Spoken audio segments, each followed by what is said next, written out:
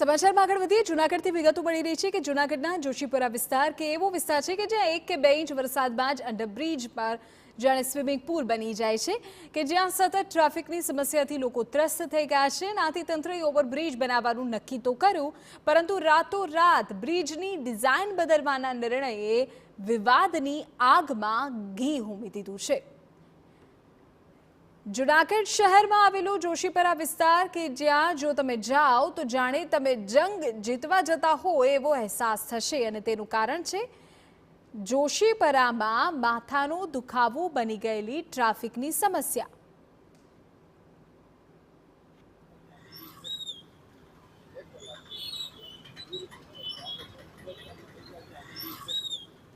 આપ દ્રશ્યોમાં જોઈ શકશો કે સતત ટ્રાફિકની સમસ્યા જોશીપરામાં રહે છે અને તેનાથી ફક્ત જૂનાગઢવાસીઓ તો ઠીક, બહારથી આવતા લોકો પણ ત્રાહિમામ પોકારી ઉઠે છે।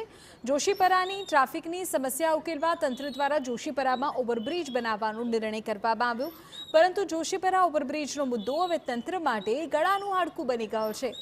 જોશીપરા ઓવરબ્રિજની ડિઝાઇન રાતોરાત બદલી નાખવામાં આવતા હવે પ્રોજેક્ટ વિવાદમાં આવ્યો છે।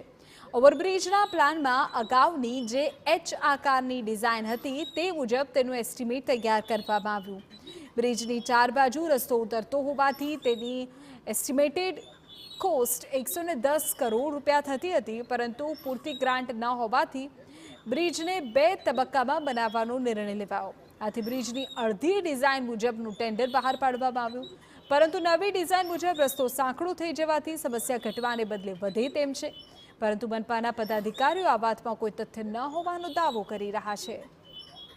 જે ઓવરબ્રિજ બનવાનો છે એના હિસાબે એક પણ રસ્તા બંધ નથી થવાના કે ટ્રાફિક સમસ્યા નથી થવાની। બ્રિજની બંને સાઈડ 5.5 મીટરના સર્વિસ રોડનું પ્રોવિઝન છે, એટલે રેલવે સ્ટેશન વાળો જે રોડ છે એને ગીતા લોજની સાઈડનો રોડ છે એ ક્યારેય બંધ નથી થવાનો, એવી ખોટી અફવા છે। પ્લાનિંગમાં જોતા પણ એ ફલિત થાય છે કે એ રોડ ક્યારેય બંધ નથી થવાનો। રોડ લોકોને ટ્રાફિક અવરજવર માટે ખુલ્લો જ રહેવાનો।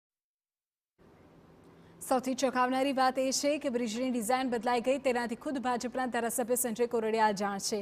ધારાસભ્ય પોતે સ્વીકારે છે કે અગાઉની જે ડિઝાઇન બનાવવામાં આવી ત્યારે તેઓએ સાથે બેસીને બનાવી હતી, પરંતુ ત્યારબાદ ડિઝાઇનમાં અચાનક જ ફેરફાર કરવામાં આવ્યો। તો ગ્રાન્ટના અભાવે ડિઝાઇનમાં ફેરફાર કર્યો હોવાના સ્ટેન્ડિંગ કમિટી ચેરમેનના દાવાનો પણ ધારાસભ્ય છેદ ઉડાડે છે। ધારાસભ્યએ કહ્યું કે સરકાર બમણી ગ્રાન્ટ આપવા તૈયાર છે, પરંતુ ઓવરબ્રિજની હાલની ડિઝાઇનથી ટ્રાફિકનો પ્રશ્ન વધુ ન વકરે તે જોવું જરૂરી છે। પૈસા બજેટ રાજ્ય સરકાર આપે છે। રાજ્ય સરકાર દ્વારા કોઈ પણ કામ, કોઈ પણ વિસ્તાર હોય એમની અંદર પૈસા માટે ક્યારેય રાજ્ય સરકાર ના નથી પાડતી, અને પૈસાનો વિચાર કરીને કરતા હોય તો એ ખોટી વાત છે।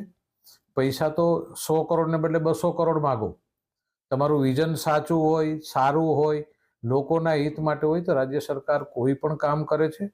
એટલે બજેટને ધ્યાનમાં રાખી અને વાત કરતા હોય તો એ ખોટી વાત છે। ટ્રાફિકનો પ્રશ્ન જોશીપરાનો પણ હલ થવો જોઈએ, એની સાથે જૂનાગઢનો ટ્રાફિકનો પ્રશ્ન ઉદ્ભવવો ન જોઈએ એ પણ જરૂરી છે। જોકે જૂનાગઢના મેયર તો આ બધાથી કંઈક અલગ જ વાત રજૂ કરી રહ્યા છે।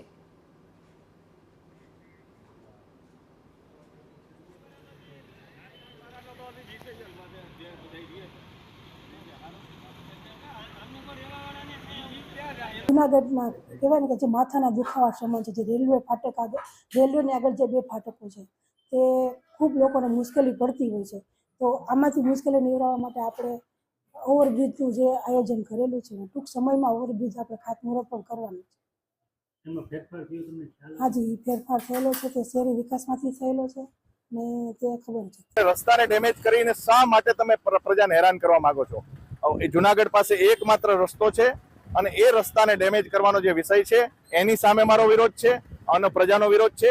અમે એટલી જ માંગણી કરીએ છીએ કે આ જ નકશામાં તમે માત્ર ફેરફાર એટલો કરો કે મુખ્ય રસ્તાને ડિસ્ટર્બ ન કરો અને સરકારી જમીનમાં કે જ્યાંમાં તમે રસ્તો બનાવવા માંગો છો એને બદલે સરકારી જમીનમાં પિલર ઉતારી દો। અને સરકારી જે જગ્યાઓ છે પંકજ બંગલો, અને એમાં એ આખો બ્રિજના જે પિલર હતા એમાં આવતા હતા, એને બદલે અત્યારે રોડની વચ્ચોવચ આવે। જે અત્યારે જે ફોર્ટેક હયાત રોડ છે જ્યાંથી મોટા ભાગના એસટી બસમાંથી મોટા વાહનો ત્યાંથી જુનાગઢમાં આવક જાવક કરી શકે. આ એક જ ફોરટેક રોડ છે. એને પણ વધારે આ પિલર જો વચ્ચે આવે એટલે એ રોડ છે એ ખૂબ જ ડેમેજ થશે અને ભવિષ્યમાં ટ્રાફિકની જ પણ સમસ્યા સર્જાશે.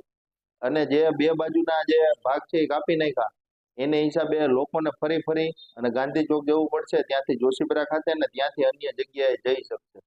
એટલે આ રીતનું જે કામ છે એ ખરેખર તો વિજય રૂપાણીએ કીધું હતું કે મોસાળેમાં બિરસનારી છે, જેટલા જોઈએ એટલા રૂપિયા માગો, તમે સારામાં સારો બ્રિજ બનાવો. એને બદલે આ ટૂંકો બ્રિજ અત્યારે જે બનાવી રહ્યા એમાં આખા સિટીમાં આનો શાસકો પ્રત્યે ઉગ્ર વિરોધ લોકોના માનસમાં આવી